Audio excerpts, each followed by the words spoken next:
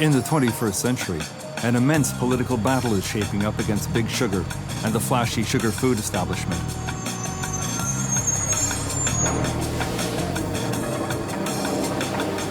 Stripped of marketing and packaging, this is sugar in the raw. 360,000 metric tons arriving to feed the sugar habit of a continent. Sugar is ground from hills of sugar beets, boiled from fields of corn, but this is the old-fashioned kind, from sugar cane. It goes through an industrial process that removes all fiber, all minerals, all the good stuff, leaving a crystalline chemical called sucrose. The average person in the Western world consumes the equivalent of 25 of these 2-kilo, 5-pound bags every year, mostly hidden in processed food and drink. The sheer quantity makes sugar a key suspect in the worldwide obesity crisis.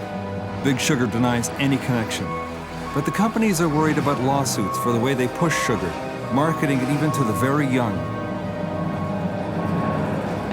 All over America and the world, there are companies shredding documents. I have no doubt about that.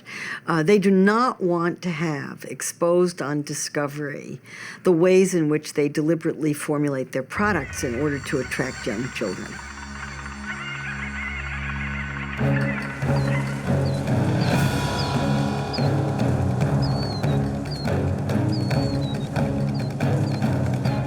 The battle against Big Sugar in the 21st century has its roots in the 18th century, when Big Sugar was at the heart of slavery. It's the story of the first human rights movement in history. It's the story of those who imagined the first political poster and the first campaign button. Those who risked careers and sometimes lives to take on Big Sugar. Adam Hochschild, author of Bury the Chains. The interesting thing about sugar is that the battle goes on. In the 18th century, sugar was the target of progressives because it was so intricately tied to slavery. Today, we're fighting sugar for other reasons, the obesity epidemic being perhaps the major one. The industry remains strong, it remains powerful, and it still needs to be fought. On the 10th floor of the New York University Department of Nutrition and Food Studies works a woman who, in a sense, is a descendant of activists who fought Big Sugar in ages past. Marion Nessel is a writer, a professor, and a nutritional scientist, a provocative critic of the food industry and its power.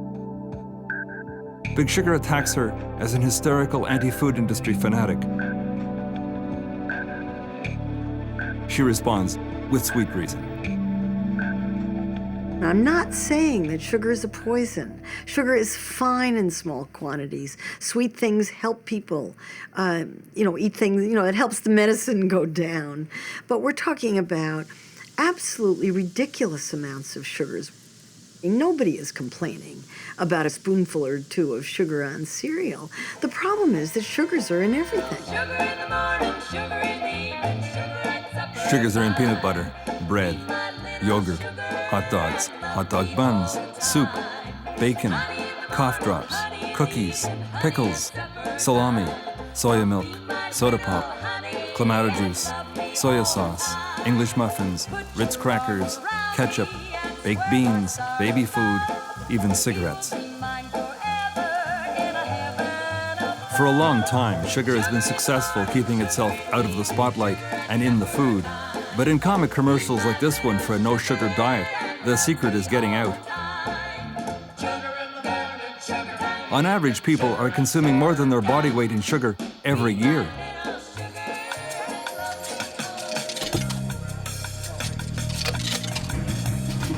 The jury is out on whether sugar is an addictive drug.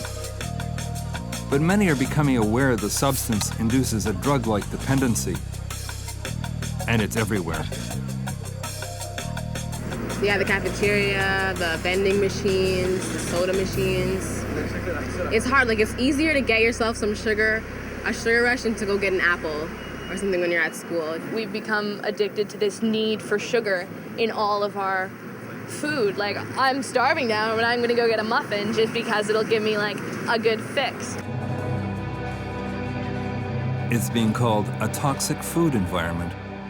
I would say it's an environment that's extremely supportive of eating foods that are bad for you. But like if you think about it, all the products that contain sugar, they're a lot cheaper. Like if you want to go buy a bottle of water, it's like $1.50. If you want to buy a can of soda, It's $1. It's $1. The idea that Coke is priced less than water just gives the whole show away. And that has to do with enormously successful industry lobbying. Nowhere is sugar disguised more effectively than in the kingdom of carbonated sugar beverages. Dr. Joe Schwartz is the director of the Institute for Science and Society at McGill University. I talk with people who kind of search their soul over how much sugar they should put into their coffee or their tea, whether it should be 1 spoonful or 1.5. Well, the fact is that in something like this, you can have 12 to 15 spoonfuls of sugar, but it's hidden sugar, you don't see it. That's a lot of calories. But the size just keeps increasing. And pretty soon, this will be the single serving of soft drinks. And if you don't want to drink it, you can always go swimming in it. Again, an ad exaggerates for effect, but the facts about sugars in soda pop are astounding.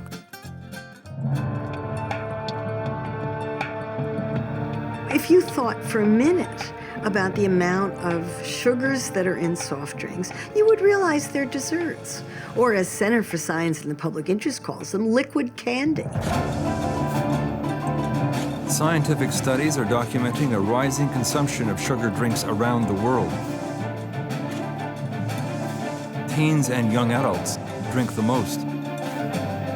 At school, I drink a ton of Coke. The consumption of soft drinks in North America since 1950 has increased by 500%. My mom just buys like 5 or 6 2-liter bottles at a time. So we usually end up going through it in about like 2 days. More than 50% of teenagers consume at least 1 soft drink a day. Maybe 3 of the bottles, 700 milliliters a day.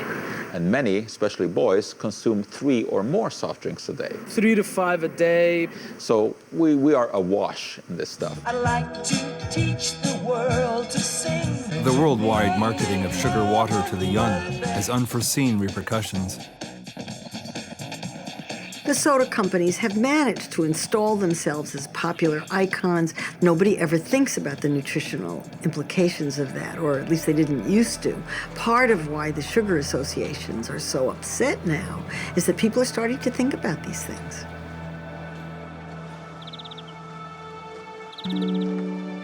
The battle against big sugar gathering momentum in the 21st century has deep roots.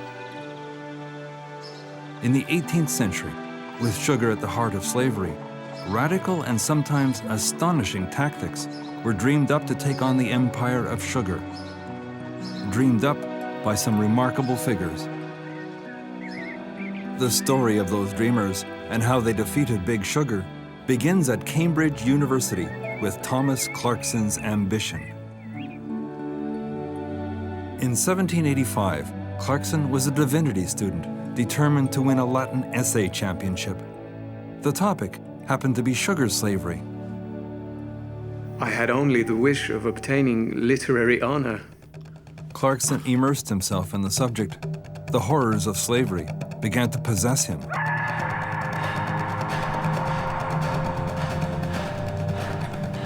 In the daytime, I am uneasy.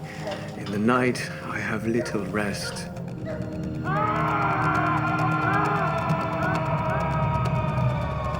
I always sleep with a candle in the room that I might rise out of bed and put down thoughts as might occur to me, conceiving that no arguments must be lost in so great a cause.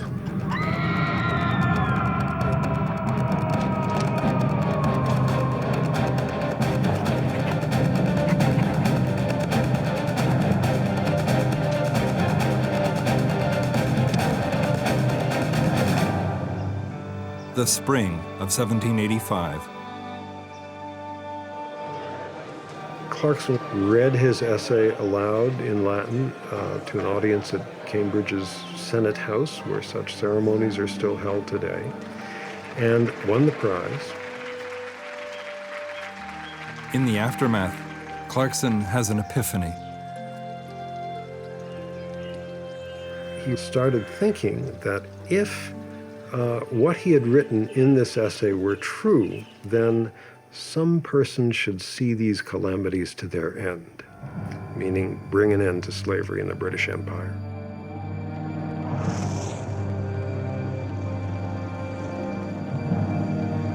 And so a great movement is born. And a thought Clarkson came into forges my a mind lifelong that if alliance the with the religious contents of Quaker my movement. essay are true, They long it have been is seeking a time mainstream some figure person should to spearhead see the fight these against slavery. calamities to their end. Clarkson becomes the man.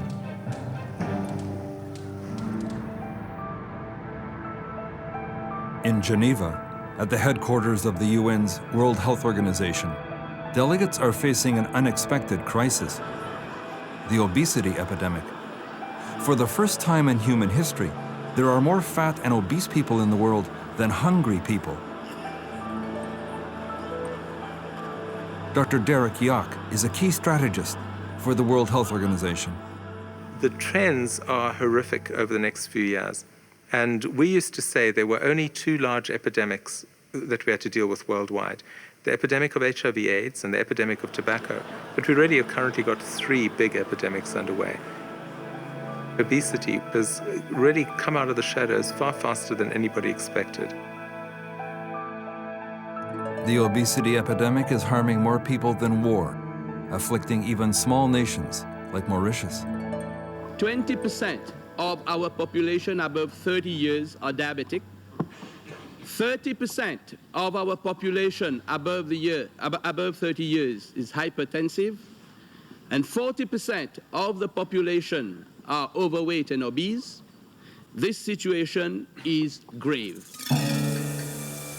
The evidence that sugar is playing a starring role in the epidemic is a sensitive and controversial issue. The sugar industry says there is no scientific proof that too much sugar makes people fat. University of Toronto nutritionist Dr. Harvey Anderson is a scientific advisor to the sugar food industry. The evidence hasn't proven sugar guilty in that kind of global, magic bullet kind of approach that people would like to take. The origins of obesity, the origins of disease are much more complex. At the UN, Dr. Carrie Norum listens carefully to Big Sugar's arguments. Formerly Dean of Medicine and President of the University of Oslo, Dr. Norum chairs a team of the world's top nutritionists, alarmed at what they see. At the beginning, sugar was used as spice.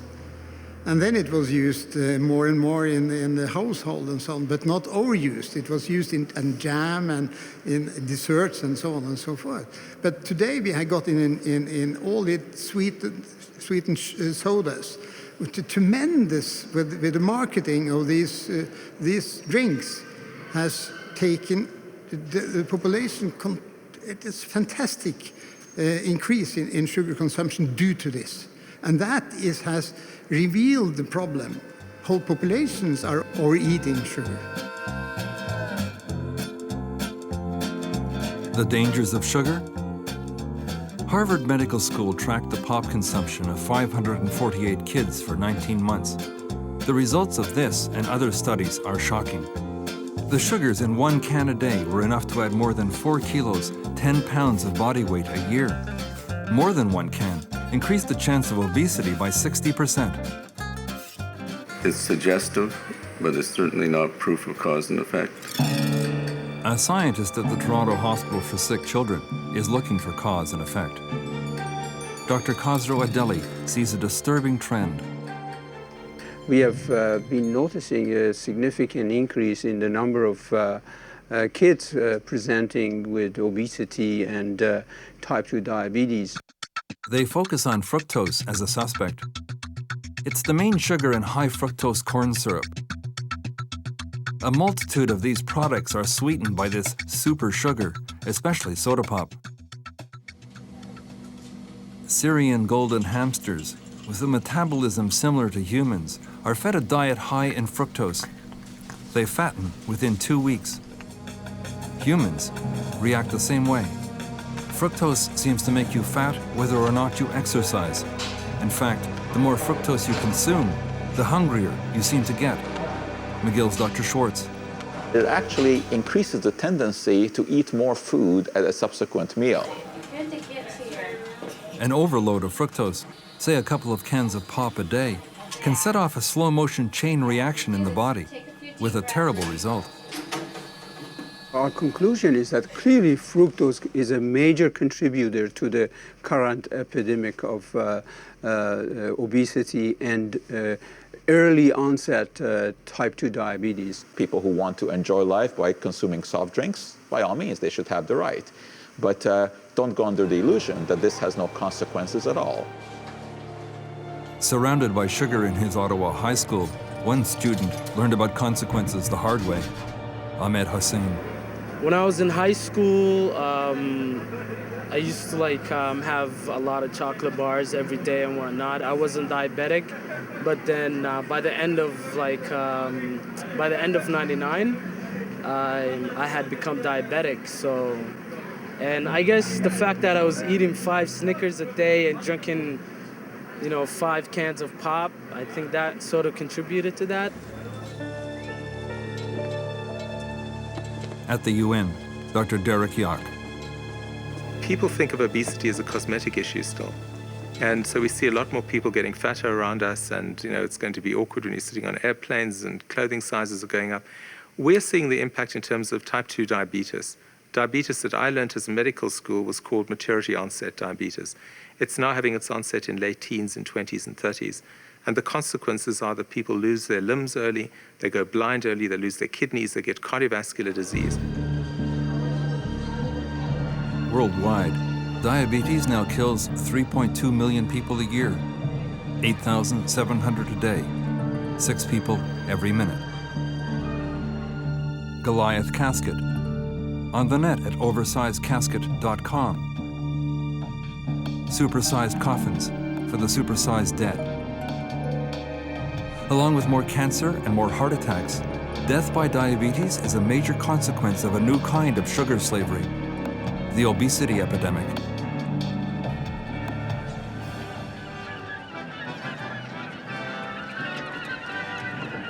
In the 18th century, starting his campaign against Big Sugar, Clarkson is up against not so much a mighty brand as an entire empire, with sugar at its heart.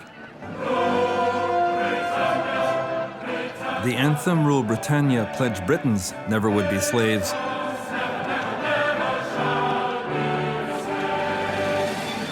But nobody gave a second thought to enslaving Africans, the people thought to have no souls.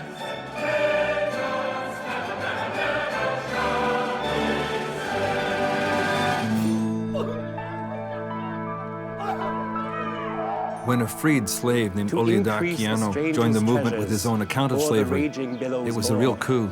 Men from England bought and sold me, paid my price in paltry gold. Kiano wrote a book emphasizing slavery's horrors. It gave slavery a human face. Unmercifully, for thus attempting to His readings death became one of the first book tours in history, one of many firsts for the anti-slavery movement. We have here an illustration of a slave ship.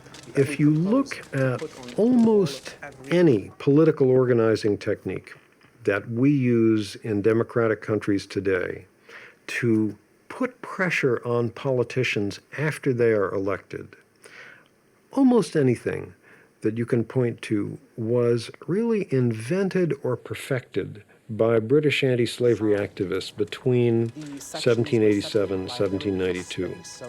The political poster. And we have all seen this image, a top-down diagrammatic view of slaves packed like sardines into a slave ship. This was devised in 1789.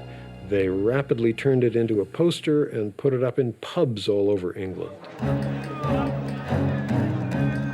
Ordinary Britons began debating sugar slavery and signing petitions in protest. The planters were, of course, appalled when the movement began. And One of the things that is fascinating to me is you can see some of this through the eyes of the principal lobbyist for the planters of Jamaica in London, who was a man named Stephen Fuller, who was himself an absentee owner of a Jamaican slave plantation. What is this? People signing petitions to Parliament by the thousands about something not affecting the petitioners themselves.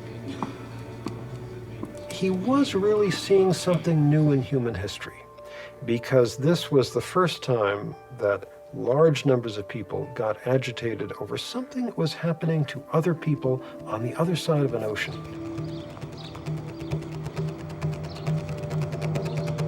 On the other side of an ocean, in another time, a small battle against Big Sugar takes shape.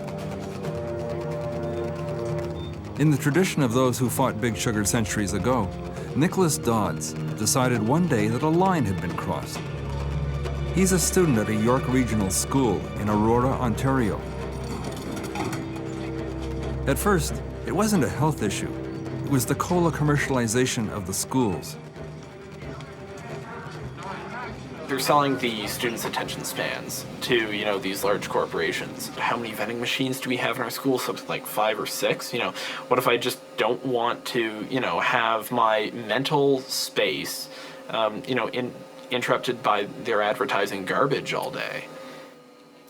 Nicholas enlisted the help of his father, Jack, who was immediately intrigued. There ought to be at least one little comfort zone where we don't have to constantly be on our guard against all these commercial messages. What was the deal with Pepsi? The school board admitted in an email there was a contract. Nicholas asks for a copy. So about 30 days later, we get back a letter saying, "Dear Mr. Nicholas Dodds, there is no such contract between the York Region School Board and Pepsi Bottling Company. Please go away now." And, we had an email from the school board saying, hey, there's a contract. The Dodds petitioned Ontario's Privacy Commissioner to force the school board to disclose the Pepsi contract, as well as another huge Ontario school board contract with Coke. On campuses at every level, Coke and Pepsi are in a war to brand students as young as possible. Jack Dodds is worried about the health implications. The thing that I find shocking is that the people who are running the schools don't want to know about this. The more pop sold, the more the schools get. Dr. Marion Nessel. And so you have this situation that puts the schools in the position of pushing soft drinks. The principal is a pusher of soft drinks. If you substituted the word cigarettes for that, you would understand what the implications of that are. The Dodds are battling Big Sugar companies sensitive about their brand. 200 years ago, the anti-slavery movement was the first to put Big Sugar on the defensive.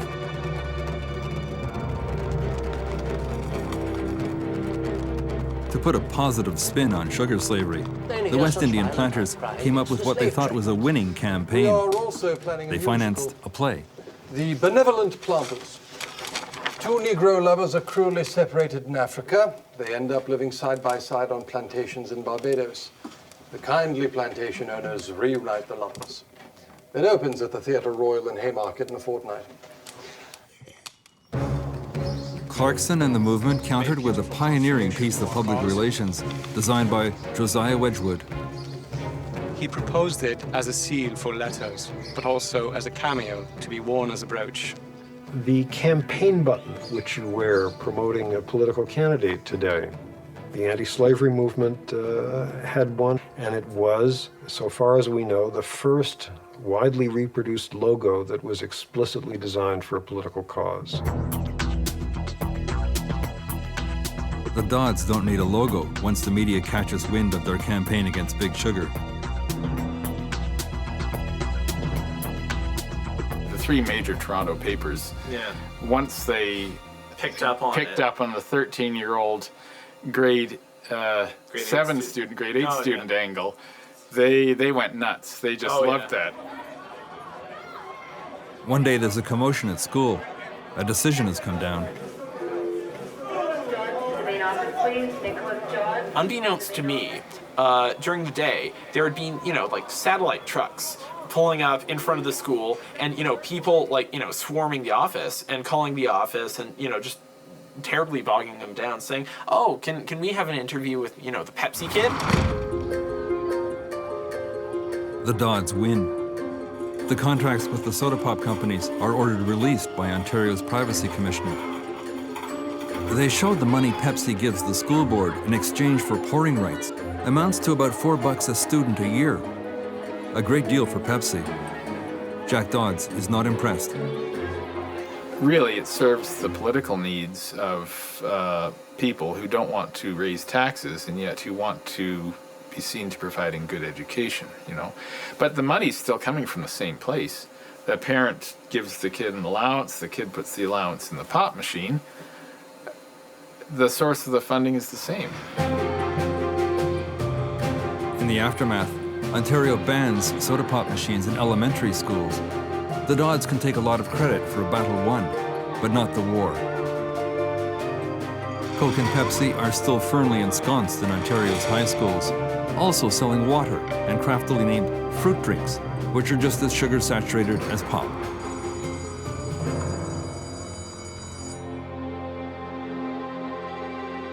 Many of the tactics of modern corporate strategy were actually developed by Big Sugar to fight the anti-slavery movement. Sugar planters Instead of tried rebranding. Slaves, let the Negroes be called assistant planters. Very good point. It didn't work, especially when word got out about planter justice. In Barbados, 4 sugar slaves are accused of murdering a white man. One by one, the slaves are brought to trial. And it was a murder which most people on the island, black and white, felt that these slaves had not committed, but they were being set up so that the real murderer, a white man, could go free. The slaves are found guilty. The sentence is carried out. The slaves are burned alive.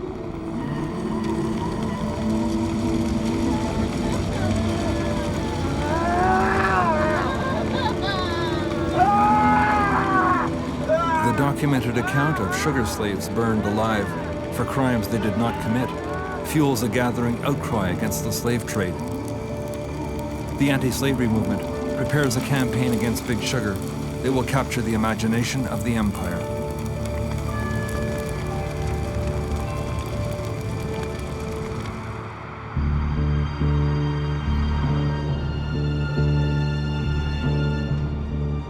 For those on the front lines of the obesity crisis, the enemy is inside the gates. The Toronto Sick Kids Hospital. They sold the exclusive rights to sick children and their parents to a consortium of fast food companies, including, for a bargain basement $20,000, exclusive pouring rights to Coca-Cola. Well, I would say that's a mixed message. They don't get much more mixed than that. But it's the same kind of thing as if you're getting nutrition education in school and then you go into your school lunch and have junk food. Kids' health is at risk, never mind their education.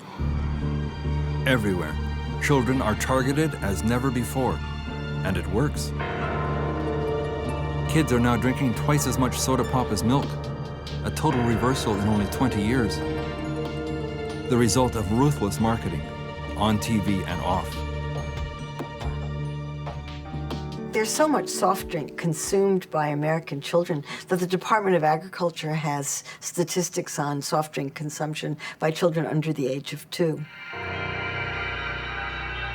Around the world, 18 million children under the age of 5 are overweight. In Canada and the United States, the number of overweight teenagers has tripled since 1980. It's now 1 in 5. Celebrities have long been a key part of Big Sugar's push to reach the young. Hockey star Wayne Gretzky used to wear Coke's colors, and before that, 7-Up. But now he's a Pepsi guy. Of course they would want Wayne Gretzky, because if Wayne Gretzky drinks Pepsi-Cola, it must be great. Basically, Pepsi is selling sugar water to kids, and Wayne Gretzky is helping them do it. Well, you know what? I'm a parent, and I have 12-year-old kids, and I have a 14-year-old kid, and I have a 4-year-old son, and I'm no different than any other parent. You have to monitor what your kids eat, what they drink. Everything in life is moderation. But each parent has to be a parent and understand that that's a responsibility for a parent. But now kids are basically drinking twice as much soda pop as they are milk, and it's having an enormous impact on their weight, on their teeth. Absolutely, and you got to be careful of that. You know, in this life, you only get one opportunity. It's not a dress rehearsal, but at the end of the day, Pepsi does a lot of great things for communities and minor hockey and minor sports all across this country. But the sugar in Pepsi seems to relate directly to the growing wave of obesity. You know, they must have paid him a lot of money to do that. I wish he hadn't done it.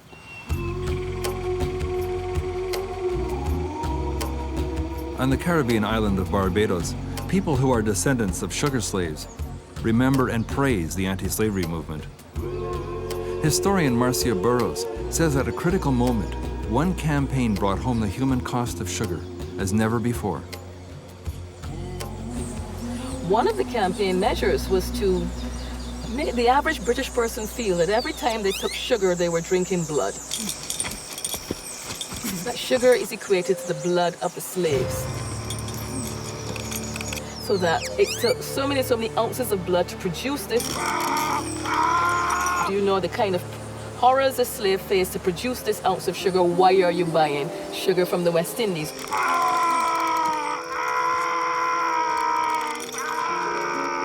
It's a remedy which the people are taking. There wasn't a into their word own for it hands. yet, but the Rich first and boycott poor, was getting off the churchmen ground. and dissenters, no fewer than 300,000 persons have abandoned the use of sugar.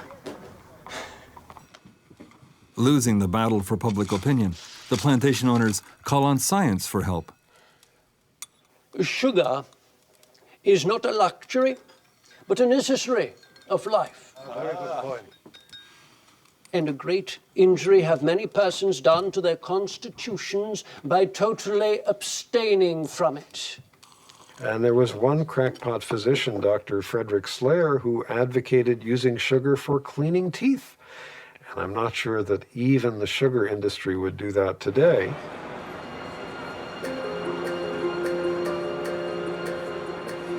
At the UN's World Health Organization, known as the WHO, nations gather for a summit to finalize a global strategy to deal with the obesity crisis.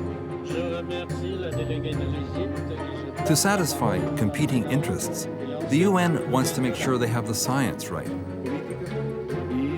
A panel of the world's top nutritionists, led by Dr. Carrie Norum, is asked to recommend a safe level of sugar in the diet.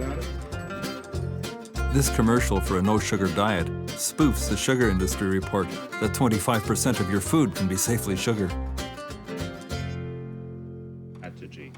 At the UN, the Norum Task Force recommends that a diet should be no more than 10% sugar, the equivalent of the sugars in a single can of soda pop. We see the statistics from many countries now that young people have about 20% of the energy from sugar. And most of that comes from sweetened sodas. Then we have to cry out to see this is dangerous in the long run. The Norum Task Force report is called 916. To make the 10% sugar level work, it recommends that Big Sugar not be allowed to target children with ads like this. The sugar industry responds by attacking the science. At the UN, Big Sugar is represented by this rep from the sugar food industry and this delegate from the sugar water industry. They duck interviews, but Big Sugar's strong views are available online. They say your report was junk science, it's not proven. Pop science myth from public health zealots is the notion that the sugar in soda causes obesity. The mass media and public health control freaks build their case on sensationalistic quicksand. Well, they are shooting themselves in the foot by saying this because this is ridiculous. People knowing about connection between diet and health know that types of citation is completely wrong and is false lobbying and false. So I'm astonished that a serious industry can use arguments like that. Dr. Norum has no idea the trouble he is stirring up. His nemesis is this polite, 35-year-old envoy from the Bush administration, William Steiger. The U.S. position on NORAM's 916 report is the same as Big Sugar's. We criticized 916 in part because some of the conclusions were not, in the opinion of the top scientists on nutrition and genetics in the United States, didn't reflect the best science available. That's not my opinion. I have a very good connection with the best United States scientists on this topic, and they fully endorse it. So it's, if you are picking scientists paid by the industry, you get the answer you want. The sugar industry's Dr. Anderson dismisses NORAM's UN report. They can have their opinions. I'm just telling you my belief is that the U.S. has produced a science-based report. Whenever I hear the word science-based, and I'm a scientist, my PhD is in molecular biology. Whenever I hear the word science-based, I know that self-interest is at work. They're not really talking about science. Because if you're really talking about science, you say the science is incomplete and uncertain, but it points in a direction. We have plenty of evidence that kids who drink soft drinks are fatter. That's all. What more do you need? It's a dramatic moment. Mauritius has an obesity problem, but it's also a sugar producer. Everyone waits to see if it can go along with a paper that says too much sugar makes you fat and sick. We are fully supportive of this paper, but there are certain reservations that I would also like to make, which I hope will be taken into consideration. This technical report 916. Now, this report, which was controversial and remains controversial and has been widely criticized and challenged for the limitation of sugar intake to less than 10%. However, this was irrational and not scientifically based. It is well recognized that sugar is the cheapest source of energy worldwide. If I may say so, WHO is treading where even angels fear to tread. The US administers the coup de grace. Unless the 10% recommendation on sugar is removed, the US threatens to remove its $300 million in funding to the WHO. They're worried that if people start doing something about obesity, they'll eat less sugar, and that will be very bad for business.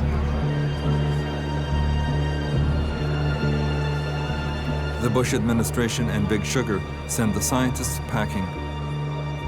We consider that the revised text offers a very balanced compromise between the... A Motherhood resolution is prepared. All references to the dangers of too much sugar are dropped.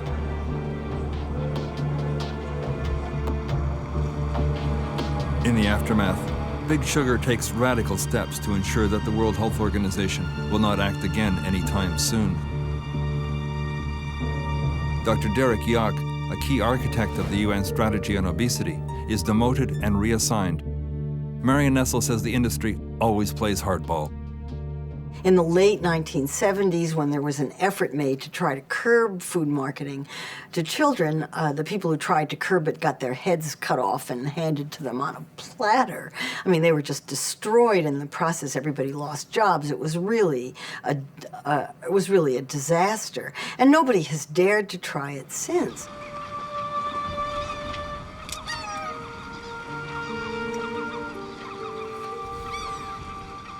Campaigning against Big Sugar has always been perilous.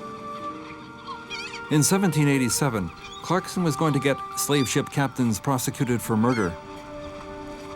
They decided to get rid of him. It instantly struck me that they had a design to throw me over the pierhead. There was not a moment to lose. I darted forward. One of them, against whom I pushed myself, fell down, and I escaped. Not without blows, amidst their imprecations and abuse. The Big Sugar has played a tremendous, I can say, bad guy role. And of course, they are very influential in lots of countries, especially in the United States, where the sugar is high politics. Florida, where Big Sugar's power has caught Hollywood's eye. There's an epic in the works inspired by a Palm Beach family of controversial sugar barons. Jose Pepe Fanjul is one of the famous Fanjuls, the powerful Cuban exile family that owns a sugar empire worth almost $1 billion. The Fanjuls are famed for their donations to Republican and Democratic politicians. In return, they receive generous servings of public money in the form of price supports for the family sugar business. It's called welfare for the well-off. Big Sugar's access to power is legendary, but the Bush administration's William Steiger says their influence is not what it was. I don't know who Big Sugar is, but sugar as a crop is far less important at our time than it was 100 years ago or 500 years ago. I suspect the Fanjul brothers would be upset with you to hear you say that sugar is no longer important. It seems to play an enormous importance in American political life, contributing substantial funds to presidential campaigns and members of Congress to maintain these extraordinary price supports. I think you could find representatives from any industry, from any agricultural commodity that have contributed in our free and open political system. It's their right to do so. There's one more question for Mr. Steiger, prompted by a rumor he has a powerful godfather. Are you really the first President Bush's godson? Yes, I am. Yeah.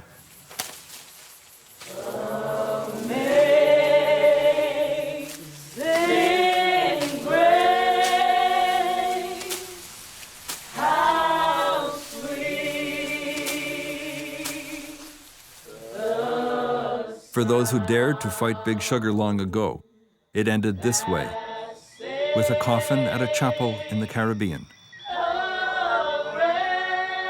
It was a funeral for slavery, held before the dawn of the first day of August, 1838, the day enslavement finally was ended in the British Empire.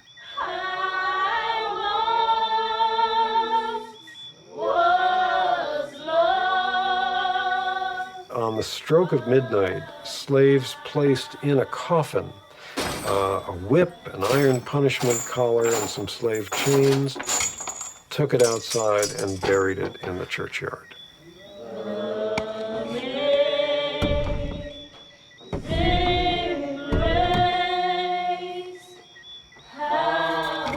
At the service, there's a portrait of Thomas Clarkson, an old man now, but much honored for a long twilight struggle that had begun at Cambridge University 61 years before.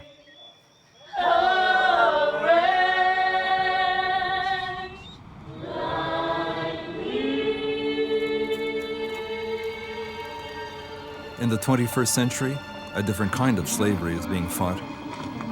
There are 1 billion overweight people on the planet, 300 million of them clinically obese. And in every country, for the most part, they are an underclass.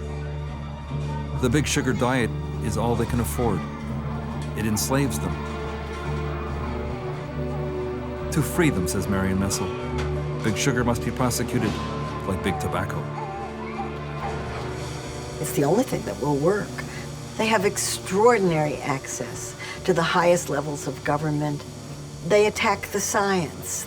They argue in all of the ways that tobacco companies argued that tobacco was a perfectly okay product, and they argue personal responsibility in the same way. They behave like big tobacco. They need to be treated like big tobacco.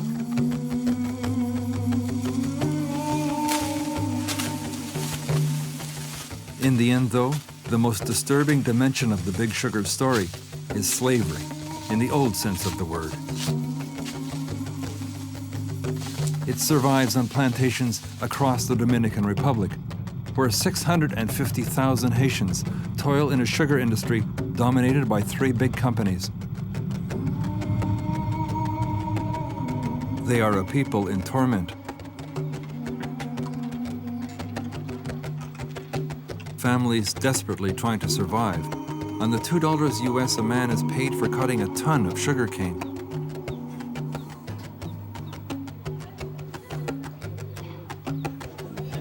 At the company store, the underpaid workers are cheated out of even that meager wage. As a result, most of the men head off for 12 hours of cutting cane, having not eaten. They are hungry all day. De hombre que está trabajando como hambre, comprar la cosa ajena no puede pagar. La gente está mala para mí, para todo el mundo. ¿Cuándo fue que ella murió? Thomas Clarkson would have loved Father Christopher Hartley. En el cielo no se pica caña. Vámonos caminando. The worker's wife, the mother of his 8 children, died 3 hours ago, killed by poverty and oppression on a plantation owned by the Dominican government. The priest has been here for 8 years, agitating to end slavery. Today he's visiting workers on a 240,000-acre estate owned by Florida's Fanjul family. Here, 90,000 souls live in 183 shantytowns on the plantation. The priest says the story of one cane worker illustrates the company's indifference to the plight of its workers. Eugenio Martinez was blinded when an ox cart tire exploded. He was awarded a pension so paltry he had to go back to the fields. Sí, ciego, estuve picando caña 10 años después que ensegué para mantener mis hijos, porque no quiero que hicieran lo mal hecho. Father Hartley says the men who own these plantations have a lot to answer for. Florida's Jose Pepe Fanjul owns the biggest, Central Romana. How would you respond to those who hold the opinion that you are running a plantation that harks back to the days of slavery? I will ask them, why are they writing that? If you go to Central Romana, if anybody has gone there, you'll see that a couple of years ago we got the prize of the most progressive company in Latin America. Father Hartley says he'd like to give Mr. Fanjul a tour of his own property. The only excuse that I could find for him and his only argument, I hope, that he could invoke his ignorance. The fact that he did not know in what living conditions his workers had helped him amass the fortune and the company that he claims to be so proud of.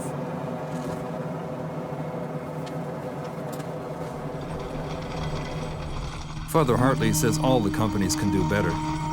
Even with the cost of transportation and refining, it's a gravy train for growers with the U.S. quota, of which the Fanjuls have the lion's share.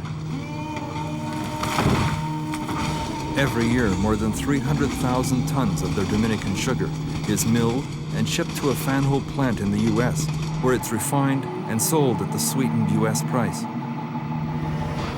The Fanjuls get $300 for a ton. To produce it, the workers cut 10 tons of cane, 10 days' work. They get $20.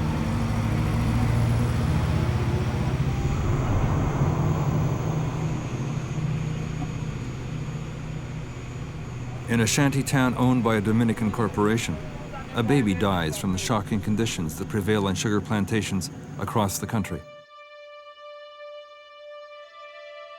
On his eye is a coin to pay the boatman to ferry him across the river of death. Father Hartley conducted the funeral.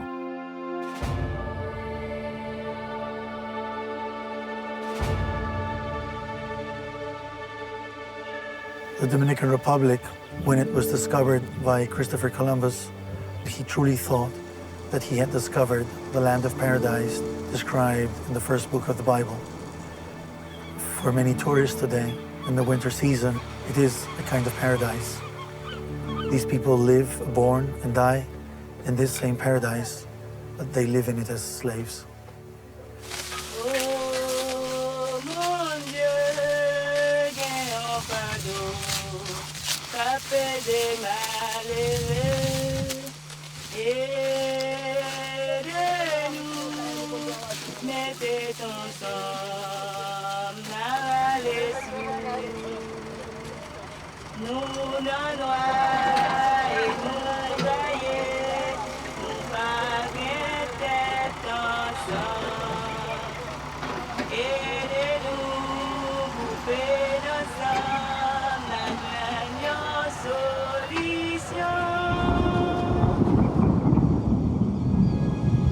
Once the empire of sugar was defeated by a campaign dramatizing the dreadful connections between sugar and slavery. Sugar slavery is back, more powerful than ever. Now sugar is not only devastating for those who harvest it, but deadly for those who consume too much. The world freed itself of sugar slavery once. The moment has come again.